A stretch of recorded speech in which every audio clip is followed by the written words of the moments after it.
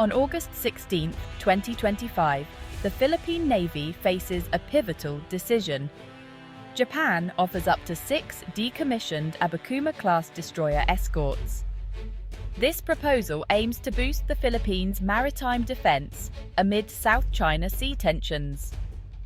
The Abukuma-Class brings reliable anti-submarine and anti-surface capabilities, crucial for patrols. If approved, it would deepen trust between Tokyo and Manila, strengthening regional security. While Japan's offer comes at no initial cost, the real value and challenge lies in what follows. The Philippine Navy's inspection team must determine the true state of these decades-old ships, from hull integrity to propulsion and electronics. Modernization will be costly. New missiles, radar, sonar, and electronic warfare systems are needed to make these ships combat-ready. The investment required for upgrades, maintenance, and integration will far exceed the free price tag. Even with refurbishment, these ships are nearing the end of their service lives, so planners must weigh short-term gains against long-term costs. Introducing older ships could complicate logistics and maintenance, potentially clashing with the Navy's push for new purpose-built vessels. The Abukuma-Class offers a quick boost in numbers, but the government must decide if this is the best use of limited defense funds. The decision is a strategic trade-off: immediate presence versus sustainable modernization. Ultimately, it's about how these ships fit into the bigger picture of building an effective, future-ready Navy. Acquiring 6 Abukuma-Class escorts would immediately strengthen the Philippine Navy's ability to patrol and secure its vast maritime domain. These ships would boost the fleet's size, enabling more frequent patrols and a stronger presence in contested waters. The Navy could reserve its newest frigates for high-threat missions, while the Abukuma-Class handles daily patrols and law enforcement. This tiered approach maximizes fleet utility and preserves advanced assets for critical situations.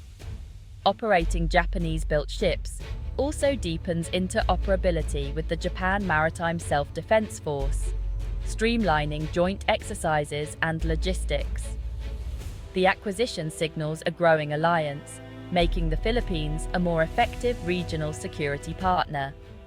Beyond hardware, the deal boosts national morale and sends a clear message of resolve to both Filipinos and potential adversaries. The Abukuma-Class ships are more than warships. They're symbols of renewed commitment to maritime security. The grant of Abukuma-Class ships comes with significant financial strings attached. Refurbishing and modernizing these vessels, engines, hulls, electronics, and combat systems will be a major expense. Older ships demand more maintenance, spare parts, and man-hours, straining the defense budget. The Navy must establish new logistics pipelines for parts and support, or risk having ships sidelined by supply issues. Diverting funds to maintain aging ships could delay the acquisition of new, more efficient platforms. Training sailors and technicians for a new class of ship adds further cost and complexity. Without skilled crews, even the best-equipped ships are ineffective. The true cost of the Abukuma deal includes not just hardware, but the resources to keep these ships operational and effective. The arrival of 6 large warships could overwhelm the Philippines' already stretched naval bases and shipyards. Limited pier space, dry docks, and maintenance facilities risk turning new assets into logistical headaches. A modern fleet relies on robust shore support, maintenance depots, supply warehouses, and training centers. Without parallel investment in infrastructure, ships may spend more time docked than on patrol. The pace of fleet growth must be matched by upgrades to naval infrastructure to avoid inefficiency.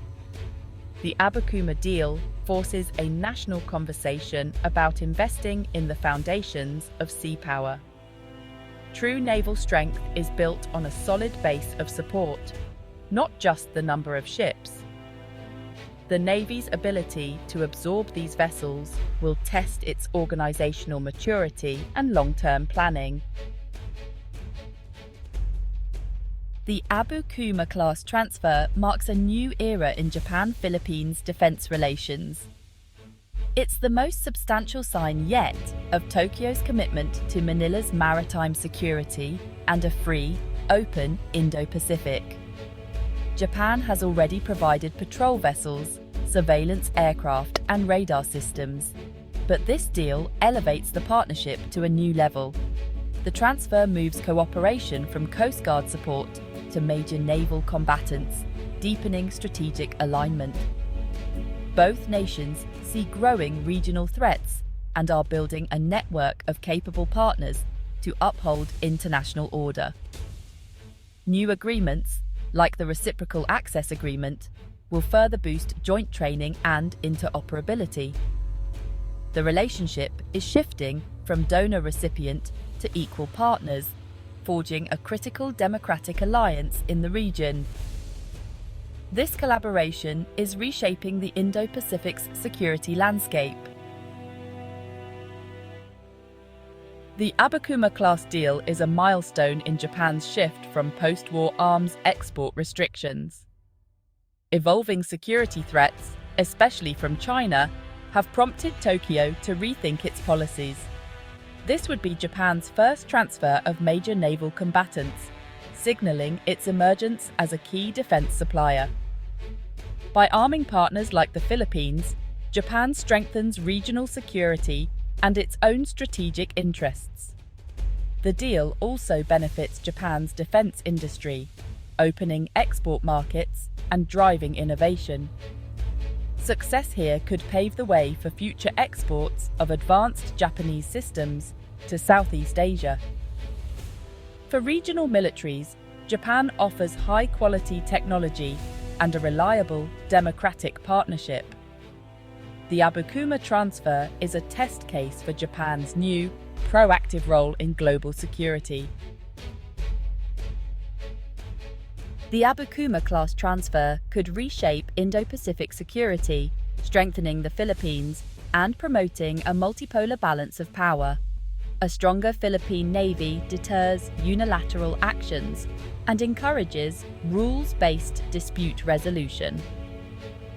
The deal could inspire other ASEAN nations to seek Japanese defense cooperation, building a network of interoperable partners.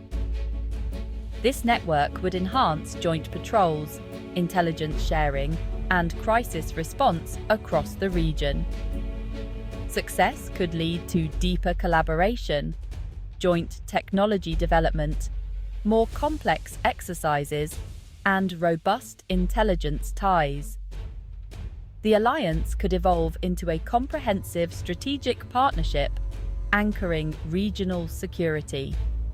The Abukuma deal is just the first step in building enduring capacity and interoperability. Together, Japan and the Philippines can shape a resilient, secure Indo-Pacific for decades to come.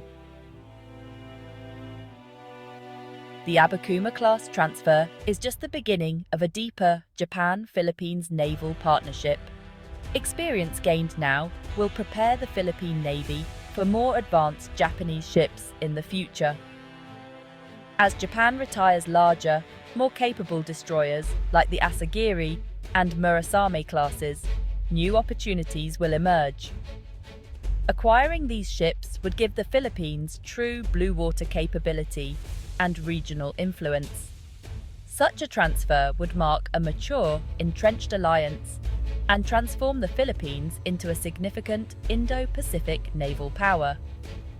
The path from Abukuma to Murasame reflects growing strategic convergence between Manila and Tokyo. Success with the Abukuma deal will build trust and technical capacity for future collaborations. If managed well, this partnership could become a central pillar of Indo-Pacific security in the 21st century.